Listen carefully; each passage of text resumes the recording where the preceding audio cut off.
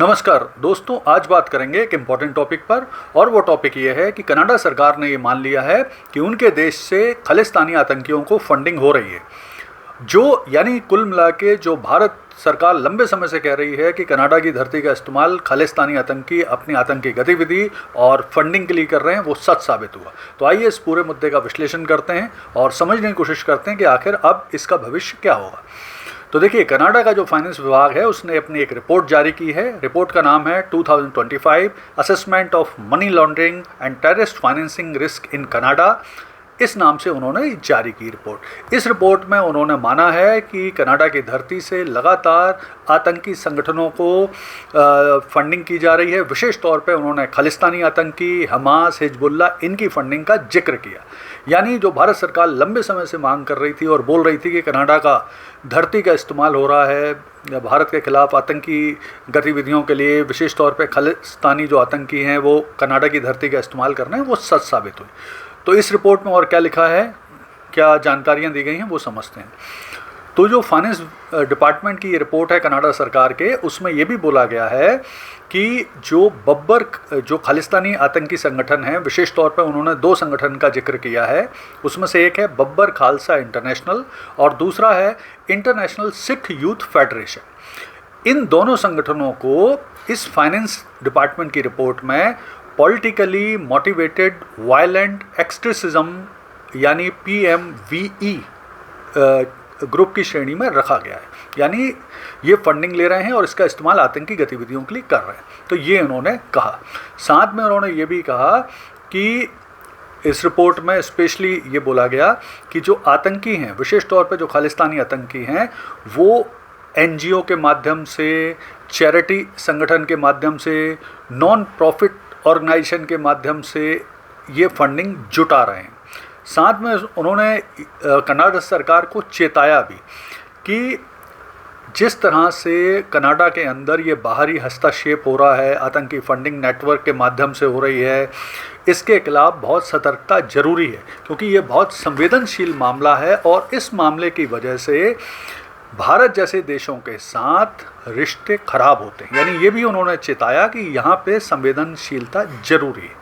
यानी कुल मिला के जो भारत सरकार लंबे समय से मांग कर रही थी, बोल रही थी कि कनाडा की धरती का इस्तेमाल खालिस्तानी आतंकी कर रहे हैं, तो उसे रोका जाए। और उसे इससे पहले जो रिपब्लिकन पार्टी के ही जस्टिन ट्रूडो PM थे और उनको समर्थन मिल रहा था कनाडा की ही एक NDP party, new development party, जिसके हेड थे जगमीत सिंह, जो कि जुड़े हुए थे खालिस्तानी संगठनों से।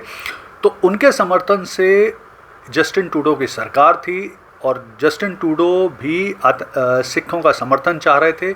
इसलिए वो कोई भी भारत सरकार की जो मांग थी, जो भारत सरकार आतंकियों के खिलाफ कार्रवाई की मांग कर रहा था, उस पर कार्रवाई नहीं कर रहे थे।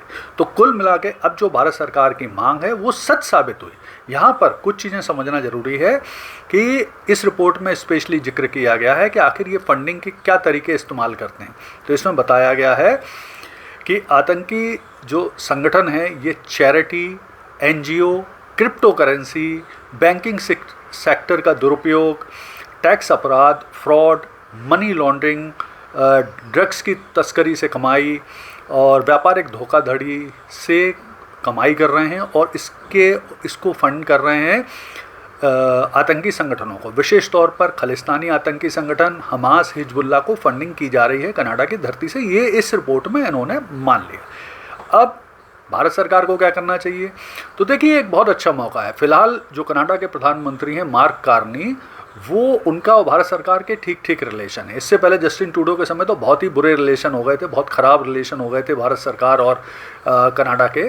तो अब भारत सरकार को जो बात चूँकि उनके ही डिपार्टमेंट ने मान ली है, उनके ही फाइनेंशियल डिपार्टमेंट ने मान ली है। साथ में एक चीज़ और ध्यान रखना ज़रूरी है कि कनाडा की जो इंटेलिजेंस एजेंसी हैं वो भी इस बात की पुष्टि कर रही हैं कि कनाडा की धरती का इस्तेमाल वर्ष 1980 से आतंकी, विशेष तौर पर खालिस्तानी संगठन कर रहे हैं भारत के खिलाफ एक्टिविटी करने के लिए। तो अब एक अच्छा मौका है भारत सरकार के पास कि जो नए प्रधानमंत्री हैं कनाडा के, मार्क कार्नी, उन पर प्रेशर डाला जाए, उनसे इस बात के लिए कि वो कनाडा की धरती का इस्तेमाल ना होने दें खालिस्तानी आतंकी संगठनों के लिए, उनके फंडिंग के लिए। दूसरा, जो भारत में डेजिग्नेटेड जो खालिस्तानी आतंकी हैं उनको सौंपे भारत को कनाडा सरकार। इसी तरह से यूएनओ और अन्य वैश्विक संगठनों में भारत उठाए ये वाली मांग कि खालिस्तानी सक्रिय हैं कनाडा में, और वैश्विक समुदाय के ऊपर भी प्रेशर डाला जाए, विशेष तौर पे कनाडा, अमेरिका और इंग्लैंड के ऊपर प्रेशर डाला जाए कि जो खालिस्तानी गतिविधियां उनके यहाँ हो रही हैं भारत के खिलाफ उसे रोकें। तो ये एक बड़ा अच्छा अवसर है, क्योंकि अब चूंकि कनाडा के ही डिपार्टमेंट ने मान लिया है तो ये एक बहुत अच्छा अवसर है भारत सरकार के पास, और इसका फ़ायदा उठाते हुए कनाडा पर, अमेरिका पर, विश्व संगठन और विश्व समुदाय के सामने प्रेशर डाल के इन आतंकी गतिविधियों को रोकने का अच्छा अवसर है। धन्यवाद।